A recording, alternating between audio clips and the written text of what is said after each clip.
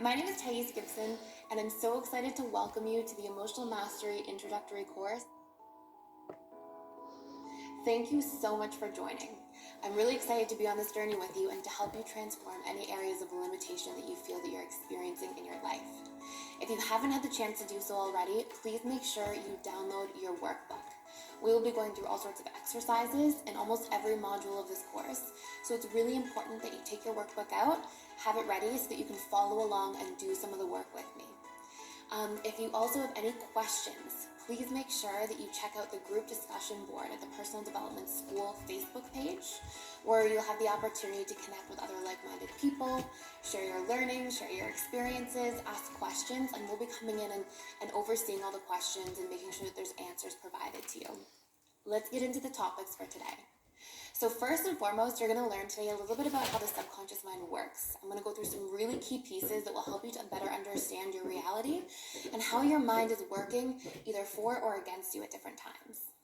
Then we're going to go through what drives behavior at the subconscious level, and we're going to talk about needs and subconscious beliefs a lot of this time.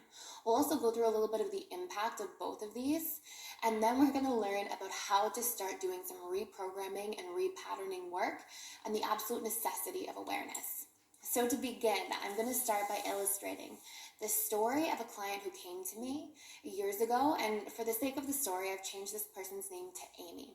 And I'm going to tell you literally Amy's story right from the very beginning. So Amy, just like all of us, came into this world with a certain genetic predisposition as a baby, but she basically had a still mind. So there wasn't any guilting, there wasn't any self-judgment or shaming, there wasn't any judging of others. And Amy would cry when she wanted to cry and express when she wanted to express. And she had a still mind. There wasn't internal dialogue running incessantly all day, every day, because she hadn't been taught language yet. Now, Amy came into this world, just like all of us, with 3 biological fears. These fears are the fear of falling, the fear of loud noises, and the fear of abandonment.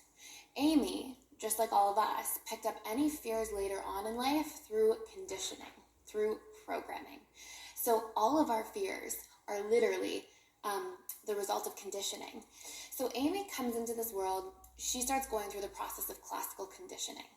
And this process is where she's punished for doing things wrong, and she's rewarded for doing things right. And so Amy, just like the rest of us, becomes afraid of receiving the punishment, and she also becomes afraid of not receiving the reward because it feels like some kind of form of rejection. So as a result of this, when she comes into this experience of classical conditioning, she gets confused between survival and approval. She gets these two things basically intertwined with one another. Why? Because she comes into this world completely dependent on her caregivers for survival. So to this little child's mind, she can't conceive of the fact that her caregivers could reject her or punish her, and that triggers, remember, one of those only biological fears that she has, which is the fear of abandonment. So to her, her caregiver's approval means everything. So Amy gets programmed not just through this, but Amy gets programmed through the different interactions she has growing up and throughout the course of her life. The interactions with her dad, the interactions with her mom, the interactions she has in her early years at school. These all give her different sets of programming. So some of the qualities she has around her father, or her dad can be quite strict and her dad can be quite angry. He has a short fuse and a short temper. Her mother's also very strict and quite controlling. And at school, some of Amy's early experiences were that she was bullied quite often. Now, here's something that you're going to need to know a lot throughout this course, so I want to make sure you remember it. The subconscious mind gets programmed through repetition plus emotion. So whatever Amy is repetitively exposed to that's laced with emotion creates a program quite strongly. And there are 3 major ways that we derive these programs. So these are through what is modeled to us. So anything we see repetitively, of course, we're going to take on as our own set of programming. The things that we hear a lot over time. So let's say, for example, there's not enough money, there's not enough money. If we're hearing this in the household all the time, this will also basically infiltrate our subconscious and create its own programming there. And then lastly, Amy will be programmed through her first-hand experiences. So as I mentioned earlier, because she was bullied in childhood, when she has, people coming up to her and bullying her at school, that would be a really good example of a first-hand experience, okay? So What happens to Amy, just like all of us, is that our brain learns to adapt to these experiences, and it does so through creating something I call emotional inferences. And basically, what this is our brain's ability to sort of read between the lines and make meaning out of our experiences. So let's say, for example, her father has a short fuse. So because her father has a short fuse, Amy might come to believe something like, oh, I'm unsafe around people, because that short fuse in her or in him triggers this sort of panicky fear-based response in her. So she might make an emotional inference that says, I am unsafe. And around mom, who's quite strict and controlling, let's say mom punishes her a lot and says, you're being a bad girl, you're not doing this properly. She might make these inferences that say, I am not good enough and I am bad. And what happens is her brain, just like all of us, learns to really hang on to these emotional inferences. And it does so to protect ourselves, or to protect her essentially from the chance of this repeating. So if she can remember that she's unsafe around dad, for example, she might be able to avoid pain. And so our brain naturally has this survival mechanism where it hangs on to negative things more than positive as a subconscious strategy to protect us. So this works really well, if we're living in sort of a predatory environment where we literally could be physically unsafe and we have to fight or flee for our lives. But this does not bode well for our emotional well-being, because our subconscious mind is essentially taking in and storing a lot of negative beliefs or negative emotional inferences, again, as a means for self-protection. So as Amy goes through all of these experiences around mom, around dad, around school, she starts adopting some of these core beliefs. Things like, I am unsafe, I am not liked by people, I am bad, I am not good enough. And through the repetition plus emotion, she starts to see her life through this filter. And this is the filter, essentially, of her subconscious mind. And we don't see reality as reality. We see reality through a filter of all of our previously stored associations or programs, which again are made up of these emotional inferences. And then another really important thing that you really want to note throughout this course is we have this mechanism in our brain called the reticular activating system, or RAS. And the RAS's job is basically to filter out information according to your beliefs. So for example, if Amy has this belief that she's not good enough, she will naturally give more emotional weight to the things that she does that aren't good enough. And she'll emphasize those things in her programming because her RAS is working on behalf of that type of filtering system. It's working to filter out that information. And if Amy does things that are good, her brain will naturally deflect those things and not really give them much weight. So basically, whatever programs or inferences we pick up on, our brain throughout the course of our lives is working to create that programming becoming stronger and stronger over time. And you can think of it this way. It's almost like we keep firing and wiring the same neural pathways, the same neural networks, and anything that's, Amy is good enough, even if there are little neural pathways there, they tend to atrophy over time if the reticular activating system is more working on behalf of how she's not good enough. Okay, so these are really important things you want to take note of because it shows you the impact of the programs we pick up in early childhood and what the output becomes over time throughout the course of our lives if we're not diving into these things, becoming aware of them, and taking action to really start reprogramming them. So part of the survivalistic response that we have is that our brain tends to focus more on negative things than positive. And it does this to try to protect us, right? So it's like if you can think of all the times you drove safely, right?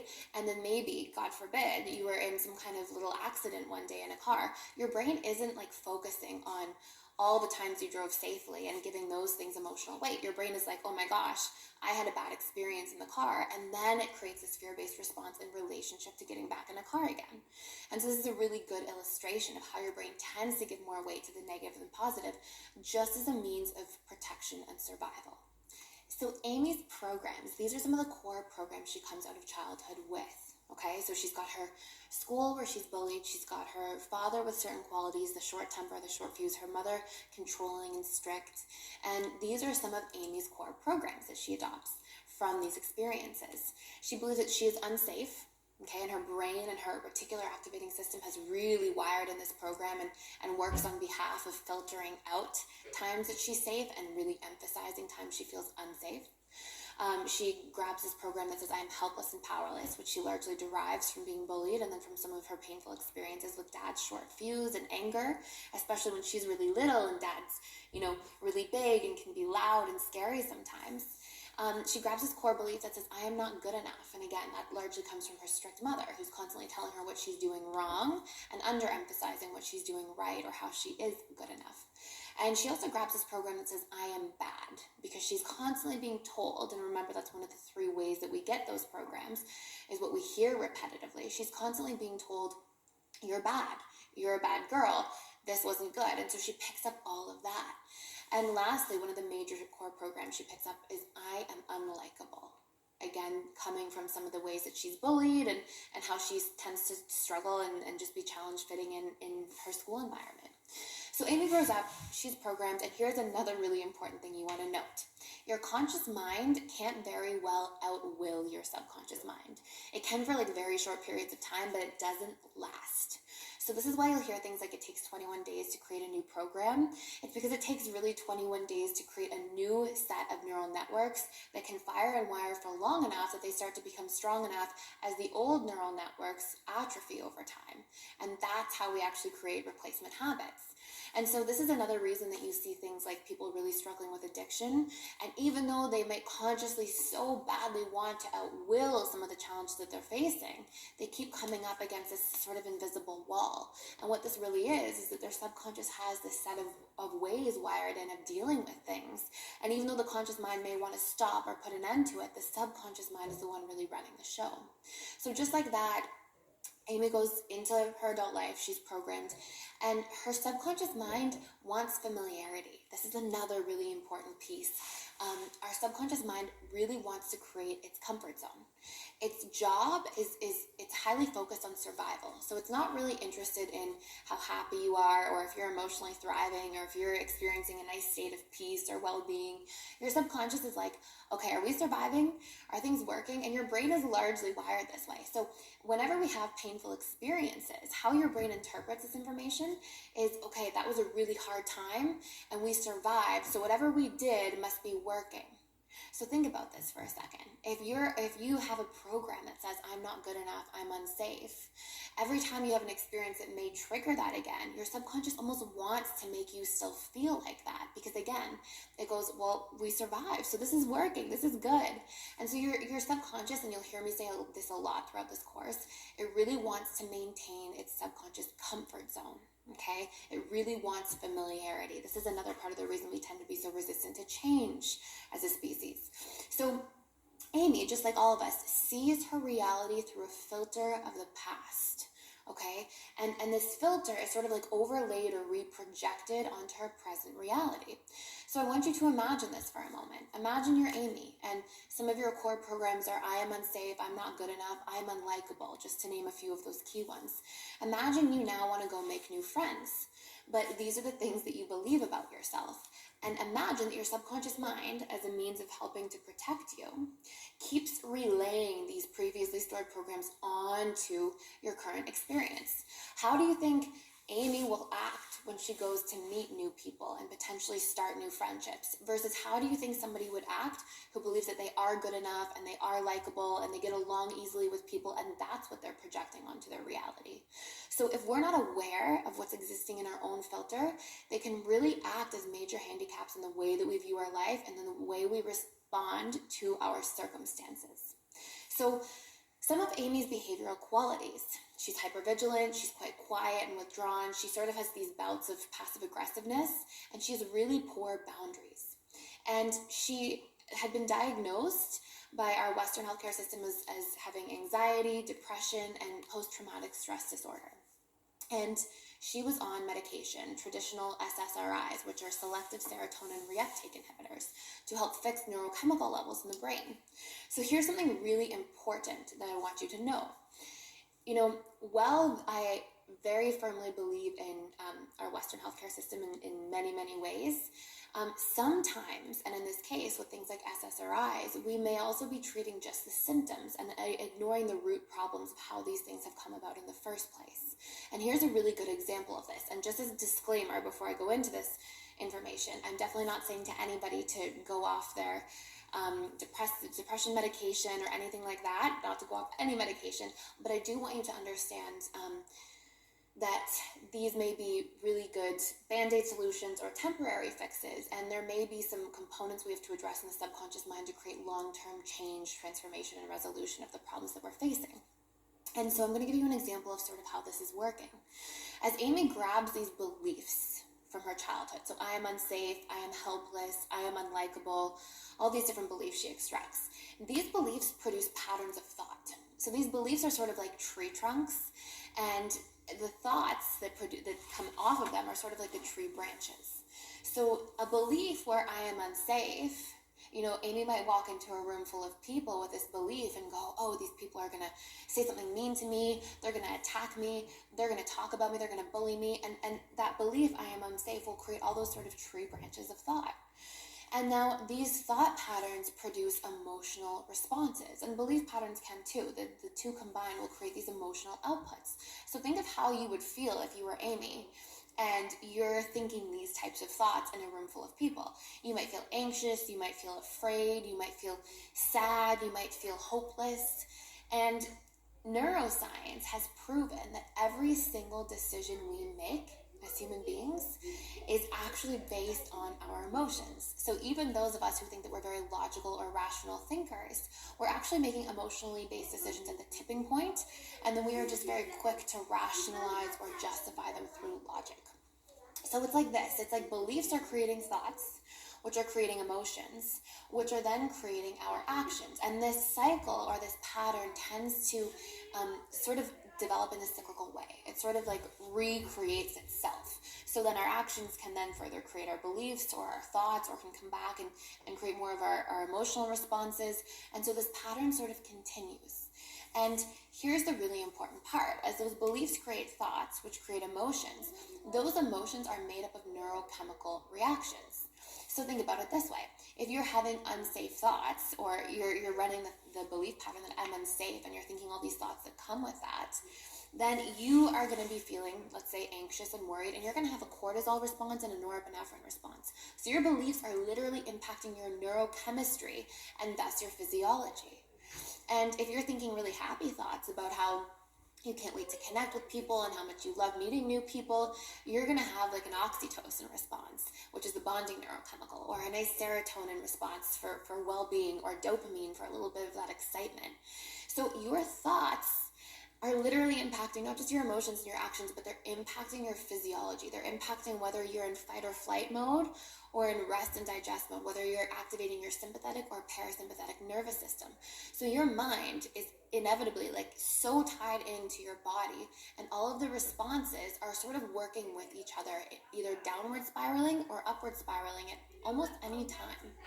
And so Amy came to me and she's like, I'm so depressed, I'm experiencing so much anxiety, I have PTSD all the time with other individuals. And think of her sort of pattern as it draws itself out. If she believes I am unsafe, that belief creates thoughts like people will criticize me, which creates emotions like that panic and, of course, that neurochemical reaction, and then creates behaviors like Amy isolating herself or withdrawing or being really quiet or having poor boundaries as a subconscious strategy to get people's approval or to connect somehow with other individuals. She can also become passive aggressive at times. If she feels like she's under attack, she's going to want to defend. So I hope you see how that sort of entire pattern spells itself out. And I want you to know that this just isn't Amy. This is all of us. We all have all of our individual belief patterns and thought patterns that go with them, emotional patterns, and subconscious coping mechanisms to deal with all of this, which take place in the form of our actions or behaviors. And these things are running us at all times, whether we are consciously aware of this or not. And these can be things like, we have limiting beliefs that we're not good enough, and so we overcompensate, and then we tire ourselves out, and then maybe we drink too much, or then maybe we binge watch Netflix or television as a form of escapism from what we're experiencing. And if we're not consciously aware of what our individual patterns are, we are not the masters of our life. So today, as we go through this course, I'm going to give you a lot of different strategies to tap into what your individual patterns are, to get a really clear picture about what limitations you're having in the form of beliefs and thoughts. And that will allow you to start mastering your emotional reactions to things and get back in charge of your emotional responses and thus your actions as well. So one thing I want you to just take note of for right now is that there's sort of this equation, and you'll hear me refer to this a lot. It's like BTEA. Beliefs create thoughts, thoughts create emotions, emotions create actions. And we're going to be tapping into hacking this equation in all different parts, at the belief level, at the emotional level, the action level, and the thought level, so that you can start repatterning and reprogramming the things that are running beneath the surface at any point in that equation. So when Amy came to me, going back to Amy's story, when she came to me, she was saying, I'm so afraid to go out. I don't like talking to new people. I'm lonely and I want to make friends, but I'm always afraid to meet new people. And she felt so unsafe. And she said, I hate that I avoid people so much. And here's a really important differentiation I want you to make, is that Amy isn't avoiding people so much. Amy is avoiding her perception and her programming about people.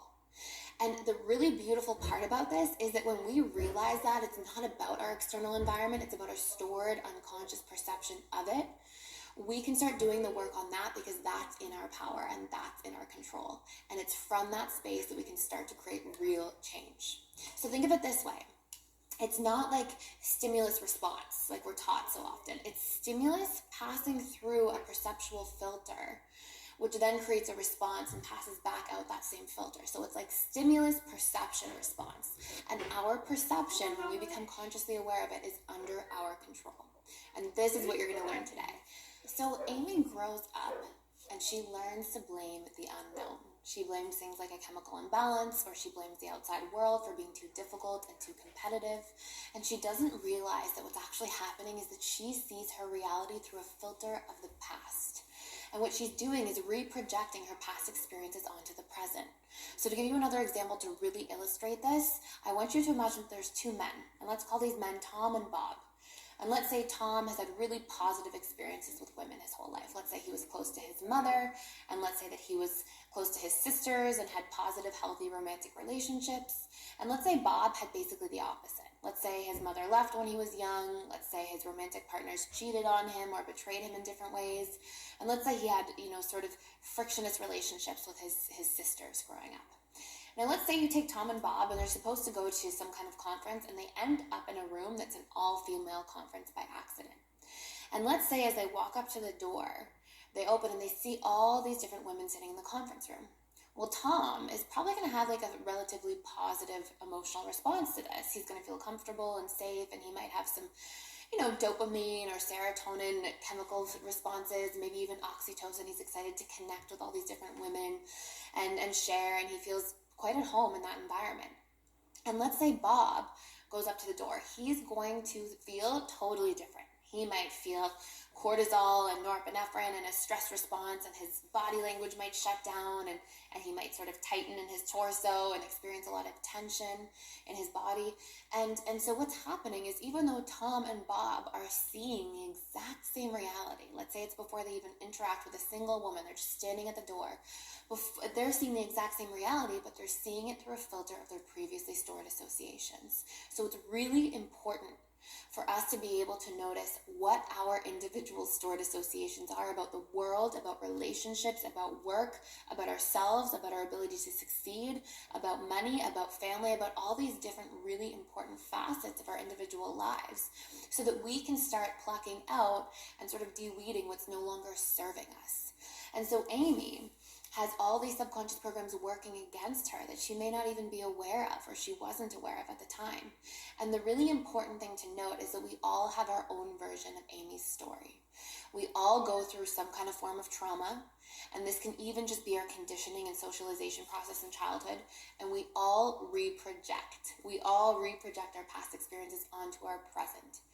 And if we don't know how to isolate these programs and then how to actually reprogram them, they sort of create this invisible prison that we can live in throughout the course of our life.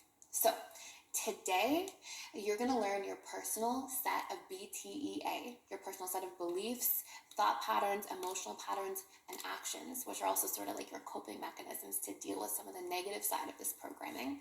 You're going to learn how to reprogram what no longer serves you. You're going to learn how to equilibrate your emotional state and also end patterns of self-sabotage through understanding what needs your actions are trying to meet when they're there as coping mechanisms to deal with what's happening beneath the surface at the subconscious level. Thank you so much for watching this module. Really excited to take you through the next part of this course.